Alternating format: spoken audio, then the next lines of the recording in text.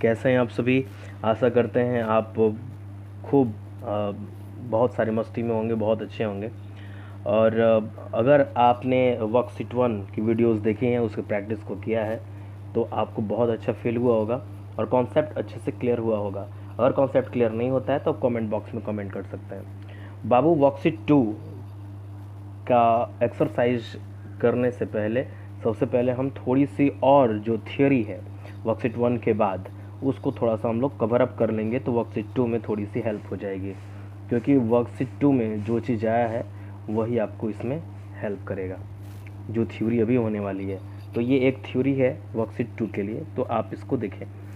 देखिए आपकी स्क्रीन पर ये डिस्प्ले हो रहा है कि सबसे पहले अगर हम आज बात कर लेते हैं कि कौन सा है। देखिए सबसे पहले ये पहला प्रॉपर्टी है, प्रॉपर्टी हम लोगों को पढ़ना पड़ेगा कि property of the rational numbers. सबसे पहला प्रॉपर्टी क्या करेगा, टू रैशनल नंबर्स या two rational number p by q ये and r by s are said to be equivalent. यानी कि अगर कोई रैशनल नंबर है p बाई क्यू और r बाई s के फॉर्मेट में, तो वो आपस में इक्विवेलेंट कहे जाएंगे। कैसे? अगर उनको क्रॉस मल्टीप्लाई कर दिया जाए। मैंने ये पार्ट थ्योरी में ही क्लियर कर दिया है कि आपका ये जो पार्ट है ये मैं आपको क्लियर करा चुका हूँ थ्योरी में। देखिए कैसे मैंने बताया था कि अगर कोई नंबर है, कोई दो नंबर है, क्रॉस मल्टीप्लाई कर लेंगे तो हम इक्विवेलेंट चेक कर सकते हैं अगर दोनों की वैल्यू बराबर आ जाए। एंड का मतलब होता है इक्वल टू, यानी कि कहने का मतलब कि p बाई क्यू और equal to r by S. It means that कि ये काम करेगा किस चीज़ का,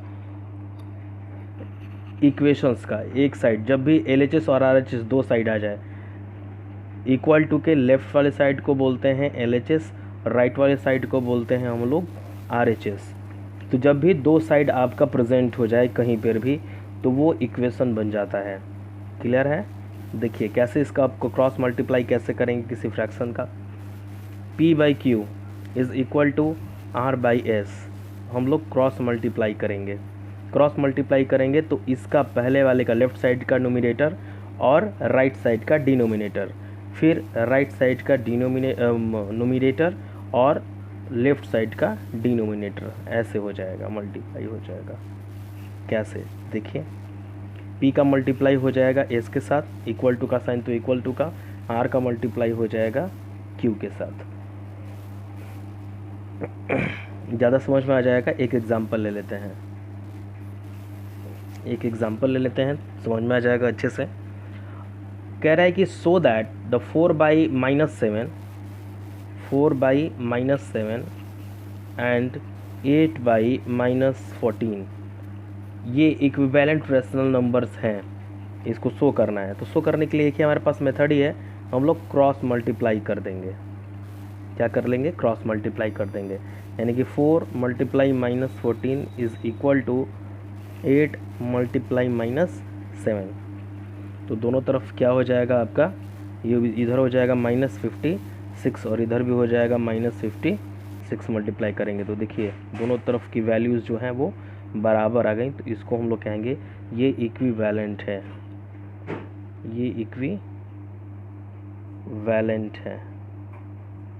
ठीक है, तो ये प्रॉपर्टी यही कहती है। एक और एग्जांपल लेके थोड़ा सा समझते हैं। और सेकंड एग्जांपल लेंगे, 5 बाई 8 एंड -15 बाई 24। देख रहे हैं ये इक्विवेलेंट है या फिर नहीं है, इसको चेकआउट करेंगे। चलिए क्रॉस मल्टीप्लाई करेंगे तो 5 multiply 24 is equal to -15 multiply 8 करेंगे तो इसका हो जाएगा 120 और ये हो जाएगा -120। तो अब बताइए कि क्या ये इक्वल है क्या नहीं है?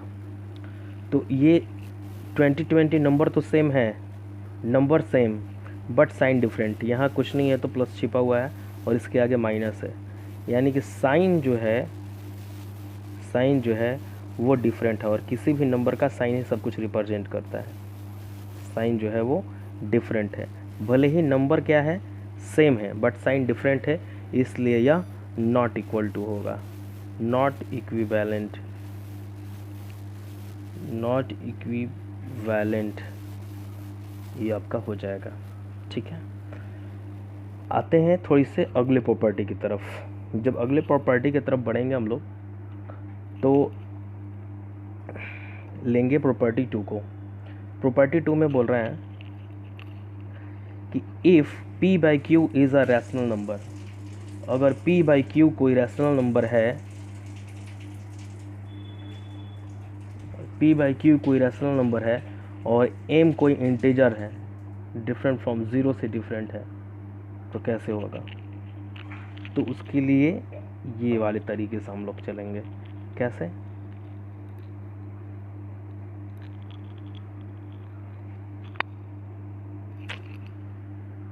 p by Q is equal to p by Q multiply m, ये वाली चीज़ जो है ना वो वही लिखी हुई है,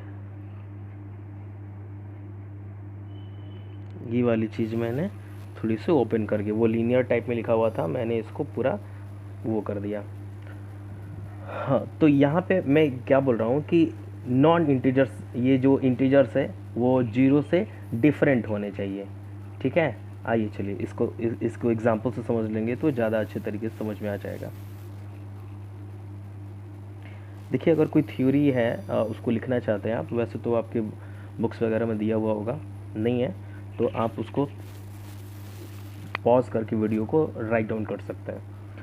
क्वेश्चन है कि write the 3 rational numbers which are equivalent to 3/5, यानी 3/5 का 3 रैशनल नंबर होना चाहिए, 3 रैशनल नंबर्स इक्विवेलेंट होने चाहिए, इक्विवेलेंट टू, इक्विवेलेंट टू किसका होना चाहिए? 3/5 का। कैसे करेंगे?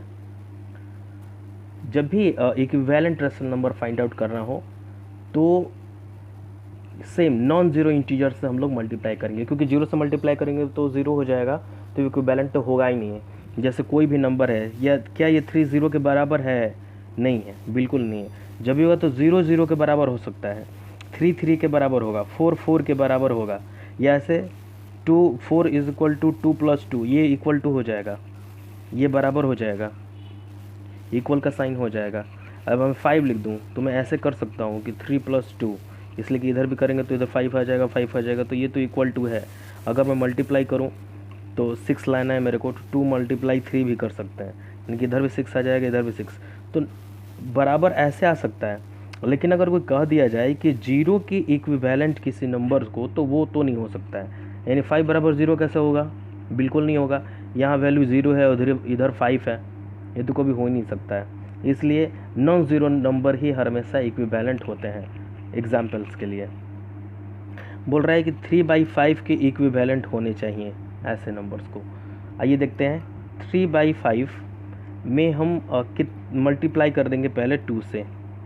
क्यों करेंगे? क्योंकि सबसे पहले 2 ही फर्स्ट इवन नंबर हो जाता है, तो ज़्यादातर शुरुआत वहीं से हो जाती है। क्योंकि 1 से करेंगे तो फिर वही नंबर आ जाएगा ना, ऐसे 1 से कर दिया मैंने तो फिर थे तो 5 ही आ गया। इक्विवेलेंट कहाँ गया? इक्विवेलेंट कहने का मतलब कि कोई ऐसा नंबर बताइए जो सॉल्व होने के बाद 3/5 के फॉर्मेट में आ जाए। तो 3 2 6 और 5 2 10। ध्यान रखिएगा कि जो ऊपर नंबर मल्टीप्लाई होगा न्यूमरेटर में, वही डिनोमिनेटर में भी सेम नंबर मल्टीप्लाई होगा। ये नहीं कि न्यूमरेटर में अलग नंबर से मल्टीप्लाई कर लिए और डिनोमिनेटर में अलग, तो वो रॉन्ग हो जाएगा। तो देखिए 6/10 आ गया, तो 6 और 10 को कट करके तो सिंप्लीफाई करेंगे तो हो जाएगा 2 3 6, 2 5 10। देखिए 3/5 के फॉर्मेट में आ गया, इसलिए पहला हो जाएगा 6/10, सॉरी। अगला क्या होगा? 3/5 से एक बार मल्टीप्लाई कर लेते हैं माइनस वाली सीरीज को, -3 × -3 समझने के लिए। तो 3 3 कितना हो जाएगा? -9, और 5 3 कितना हो जाएगा? 15। देखिए माइनस से माइनस कैंसिल हो गया, तो 3 3 9 और 3 5 15। देखिए ये भी 3/5 के फॉर्मेट में सॉल्व करने के बाद आ गया। फिर उसके बाद दूसरा वाला जो है उसको लेंगे, यानी कि 3/5, 3 बोल रहा था ना, हमने 2 फाइंड आउट कर लिया। एक 3/5 को यानी कि 5 से एक बार कर लेते हैं, तो ये हो जाएगा 15 और ये हो जाएगा 25। तो 5 3 कितना हो जाए 15 और 5 5 कितना होता है 25। 3/5 के फॉर्मेट में फिर आ गया। यानी कि ये 3 नंबर्स जो हमारे पास होंगे,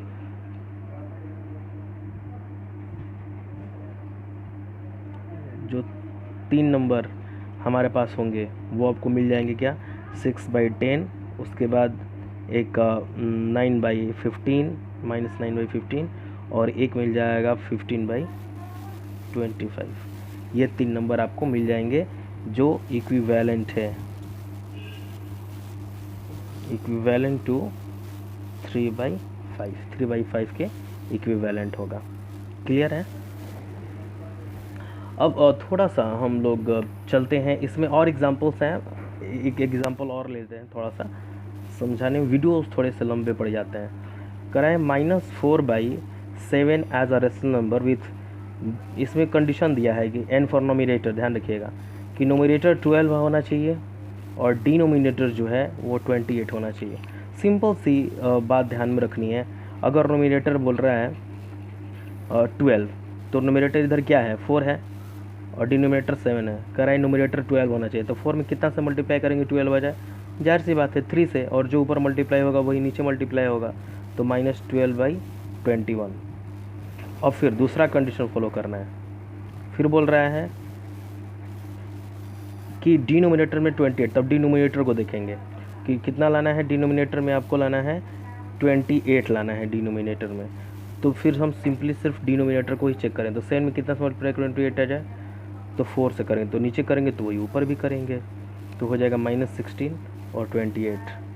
तो हमारे पास अवेलेबल कितना हो जाएगा,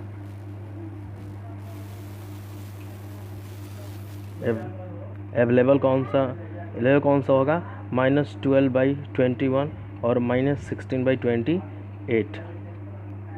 ये चीज़ आ गया जनरली। ओके, आते हैं तीसरे प्रॉपर्टी की तरफ।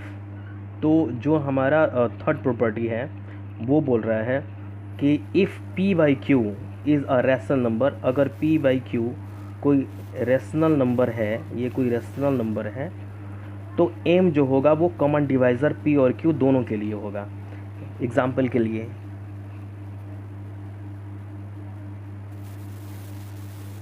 यहाँ पे थोड़ी सी प्रॉब्लम हो गई है, लग रहा है कि यहाँ पे थोड़ा गलत लिख रहा है, कोई बात नहीं है, इसको हम लोग वो कर लेते हैं फॉर्मेट को।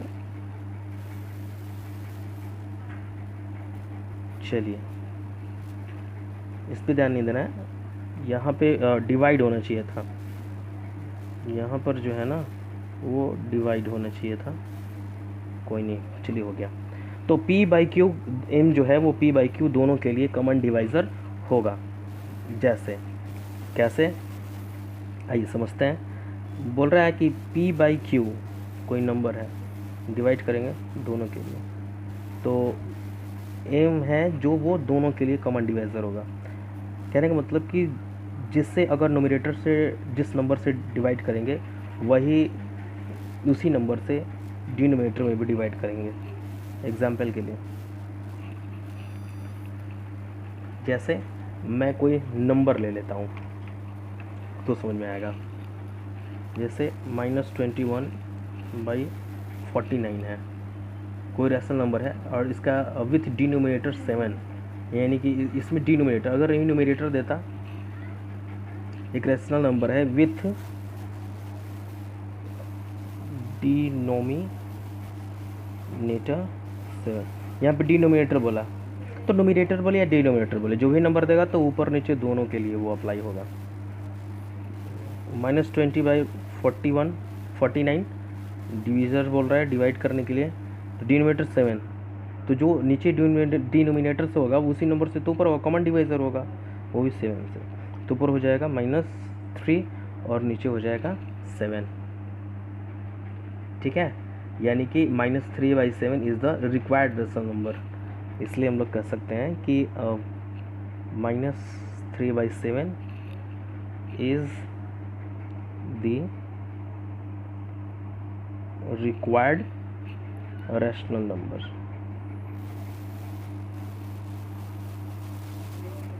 समझ में आया होगा। देखिए यहाँ पे एक चीज़ और गौर करने वाली बात है, यहाँ पे डिनोमिनेटर दे रखा है,